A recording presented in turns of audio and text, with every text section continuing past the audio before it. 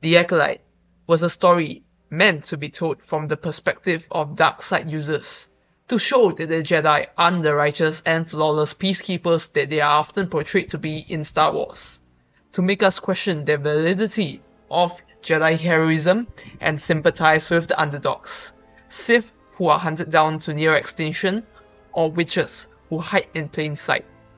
But I don't think it did a particularly good job at it.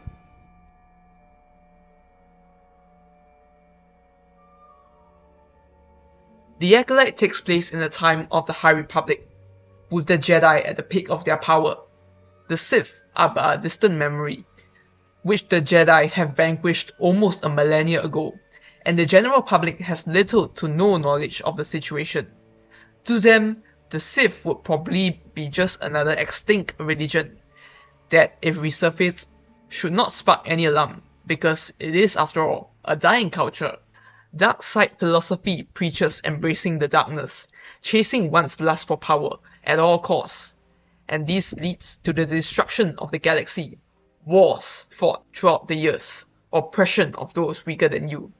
And this is the motivation of the stranger, of Chimere. As much as he was masking his presence from the Jedi for fear of being hunted down, it hardly garners any form of sympathy. You can't expect me to feel pity for this guy.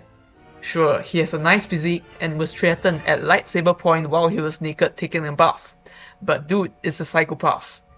He literally killed dozens of Jedi brutally, and he even dehumanizes them, referring to Jackie as an it. He does have some normal guy moments here, mostly in his dialogue with Osha after the review, talking a bit about his past as a Jedi, but it does not change the fact that he's a brutal murderer with little to no redeemable traits. There is just no way to justify his actions, and that is why he makes a good villain and one of the stronger characters in the show. And those who idolize his actions kind of miss the point of a whole villain, like the people who worship Homelander or Patrick Bateman. They serve as a warning for us, not an example to follow, because they display the largest extent of how humans can become so brutal.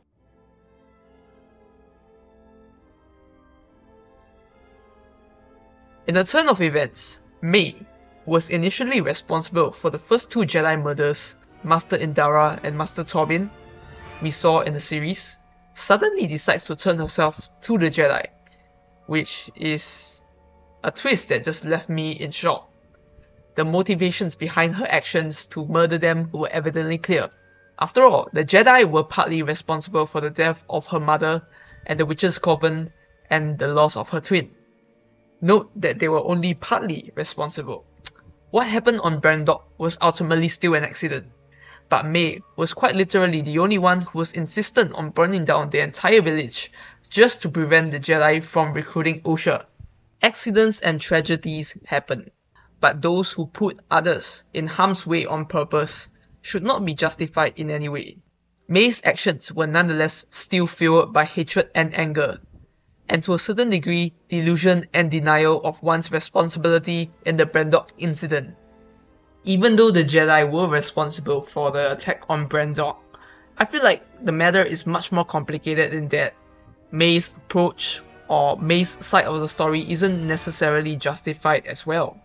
And ultimately, it was Osha who killed So, while May wanted him to face justice before the Jedi Council. Osha killing Master So was completely understandable. After all, he was responsible for her mother's death, and he has kept it a secret from her for so long. I just do not see how the twins' story showcases a cause for the Darksiders. The Jedi had made mistakes, yes. The Brandok incident was a terrible tragedy, a manslaughter, and the show does make it clear that the Jedi are just as flawed as you and I, and they are equally capable of guilt, and their attempts to cover up their mistakes instead of facing justice was questionable, and that's absolutely fine to portray. But the alternative isn't to embrace the dark side, isn't to embrace your darkness, is to acknowledge that you have darkness inside you, and is inherently a part of you, and strive to overcome it. And this is the point of Star Wars that I feel the Acolyte actually misses out on.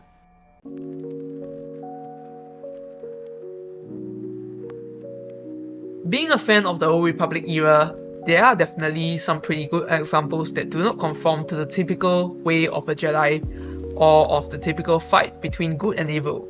You have Sith, such as Lana Beniko, who interprets the code in a very different way. Darth Maul, loyal to the Empire, but ultimately he accepted his fate and accepted that the Force has a will and became one with it. Kreia, whose motivations are still kind of confusing to this day, but draws upon the moral ambiguity. But we know her history with the Jedi and the Sith, so we know her motivations and her hatred with regard to both parties. And we also know that Star Wars canon is equally capable of presenting this alternative viewpoint. Rogue One and Endor treads the morally grey area because we are talking about the Rebel Alliance, normal men and women taking part in partisan actions against an overwhelming empire, which means they often have to resort to less desirable means to survive and continue the fight another day. But see, the thing about these characters is that we can easily sympathize with their actions and their cause because they are sound and logical, not some blind evil bloodlust or some random twist and turn.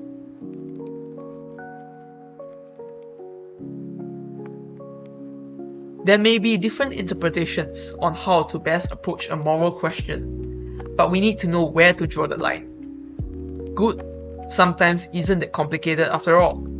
If you stand for everything, you stand for nothing. You can easily twist your morals to justify your own ends if you do not stand for anything. And we all know how that turns out. Anakin's fall to the dark side was because he began questioning the Jedi's morals. And outside the Star Wars universe, you have the famous comic line, "Injustice Gods Among Us," that comes to the top of my head. Justice is blind, not heartless. Though good and evil may be a cliche thing, it's fine to keep things simple. If you try to humanize Palpatine, you lose the entire essence and purpose of his character. Honestly, I would say if the Acolyte had ironed out this issue, and perhaps some minor things like the runtime as well, it would actually be a solid piece of Star Wars media. The exploration of the High Republic on screen is a cool idea. The lightsaber fights were solid with spectacle and emotion. I know some people have probably lost hope in the show, but I really want to see more of these in the future if there's any. And that's it for today. If you are new to the channel and would like to see more things related to Star Wars, particularly the Old Republic, do check out the rest of my channel. As always, thanks for watching and may the Force be with you.